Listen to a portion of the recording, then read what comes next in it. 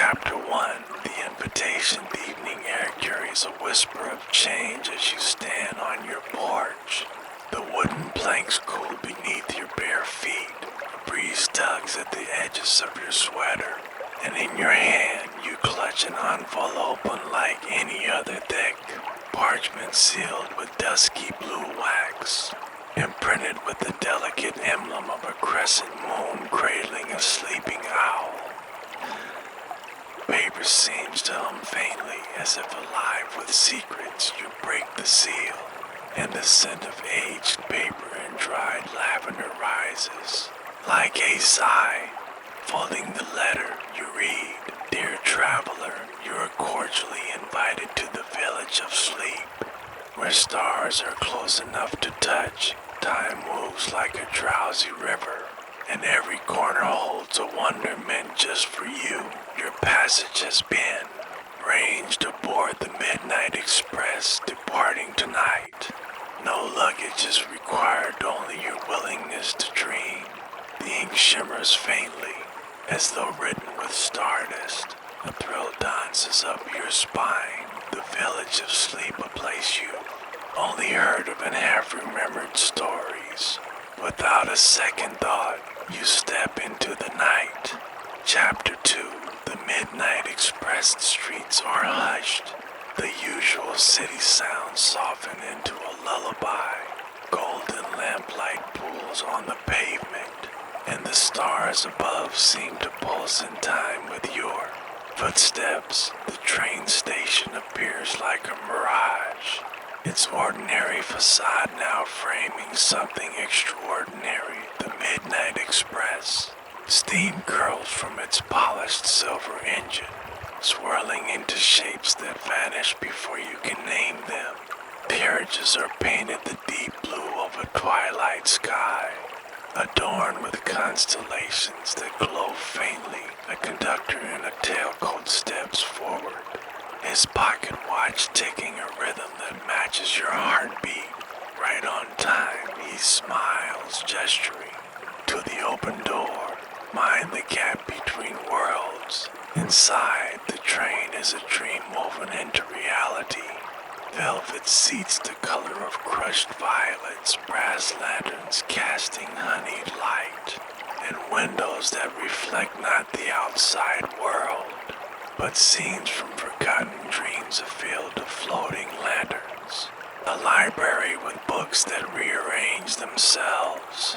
A clock whose hands move backward. You settle by a window as the train glides forward, the city dissolving into mist. Chapter 3. The tunnel between worlds. Landscape shifts. Rolling hills rise like the backs of slumbering giants. Their slopes, dotted with sheep whose wool glows faintly in the moonlight. Then the mountains loom, and the train enters a tunnel carved with ancient runes. Darkness envelops you, but it's a darkness that cradles, not frightens. Tiny lights blink awake above, swirling into constellations that tell stories in a language you almost remember. A melody drifts through the carriage, notes plucked from a harp strung with spider silk. Time stretches like taffy, minutes, hours, until the tunnel ends and rain begins to tap against the windows. Chapter 4. The village in the rained world outside is a masterpiece painted in raindrops. The village of sleep sprawls before you, cobblestone streets shimmering like scattered opals, rooftops curved to funnel rain into melodious streams, and lanterns floating untethered, their light diffusing into prismatic halos.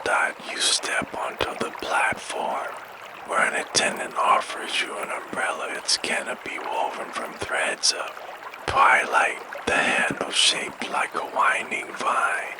For your journey, he murmurs. The rain smells of petrichor and something sweeter, like moonflowers blooming in secret.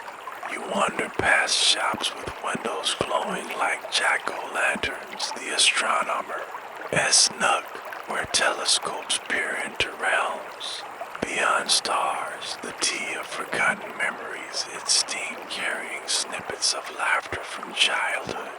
The Clockmakers, where timepieces hum lullabies instead of ticking.